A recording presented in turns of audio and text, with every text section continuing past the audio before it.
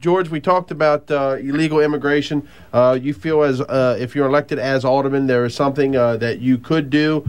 This is an issue. A lot of people like to kind of wash their hands and say it's the federal government's problem. Not only that, it's not politically expedient to go after illegal immigration in today's day and world. It just doesn't make sense to me, though. That's where a lot of the crime is coming from.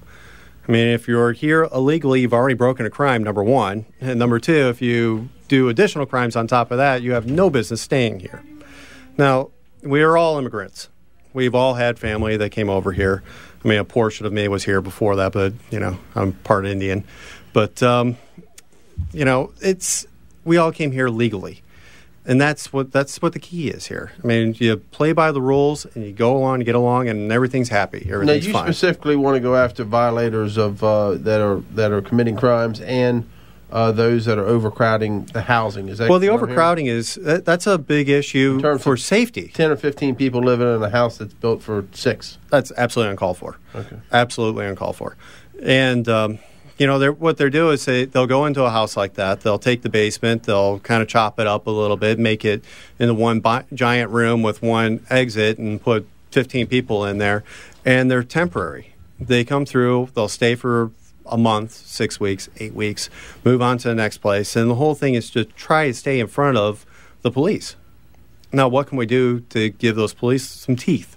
What can we do to give the policing agencies some teeth, I should say? Because it's not just the police. We also have there's a group that, drawing a blank on their names, but there's the housing inspectors, basically. They go... Code enforcement? Code enforcement, thank you. The code enforcement people are the primary... They're the front lines of our defense on this. Okay. And we need to really give them some more teeth. You want to look at drafting more legislative action and tools and... Funding. Funding also. You want more inspectors? I want more inspectors. Okay. I think we have currently, 4 or 5? I think there's 5 in the department. I think we should have a couple more. I mean, I'm not for bigger government by any means, but I am for protecting our citizens. And this is a big issue.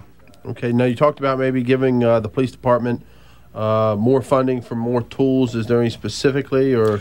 Well, about more officers on the street? We need more officers on the street, but also we need them to have the ability to communicate with one another while on the street and be able to look up information while they're out there, so they don't have to run back to their cramped police department. They can stay out in the field and do what they need to do out there.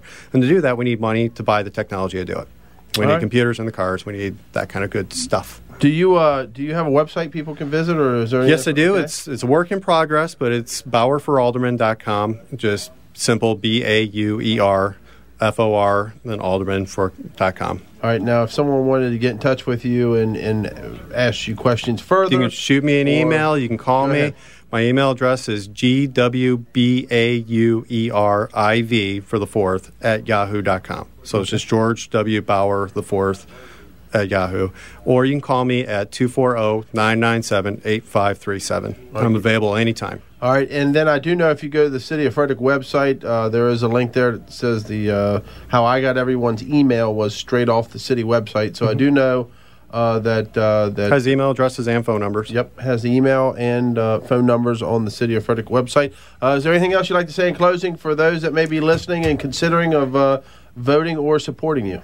Well, I'm here to bring back civility to city politics. We've had a lot of bickering back and forth. We've had a lot of really uncalled for stuff going on lately, and I'm not going to be the type of guy that's going to continue that type of behavior. I don't condone it. I'm 100% against it. I think it's childish. And here I am, the youngest guy, the youngest guy on the running, not the youngest person, but for me to call some of these people that have been around for 33. Okay. For me to call some of these people that have been around for a while childish, it's pretty sad. All right.